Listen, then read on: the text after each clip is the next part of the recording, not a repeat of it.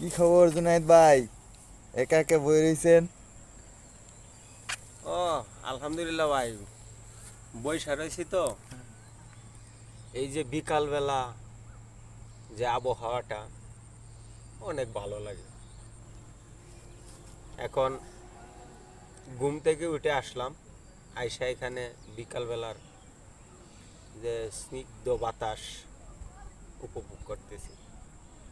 আসলে আমাদের জীবনটা চলতে চলতে অনেক ক্লান্ত, তারপরও জীবন শেষ হয়নি। জীবন চলার পথে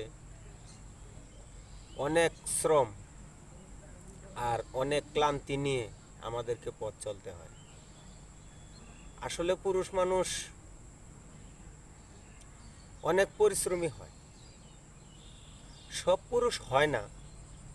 সবাই যদি পরিশ্রমী হতো তাহলে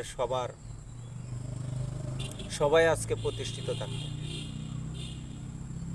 তাই সবাই প্রতিষ্ঠিত হয় না, কারণ সবাই পরিশ্রমী হয় না। পরিশ্রম করতে পারলে অবশ্যই সফলতা আসবে, প্রতিষ্ঠিত হওয়া সম্ভব। গ্রাম থেকে আসলাম শহরে, তারপরেও এই শহরে এসেও গ্রামের মায়া ছাড়তে পারি না। এই জন্য 20 টাকা অটো ভাড়া দিয়ে শহর ছাড়িয়া গ্রামের দিকে চলে আসলাম। এই যে একটু দেখান ওইদিকে গ্রামের যে দৃশ্যটা,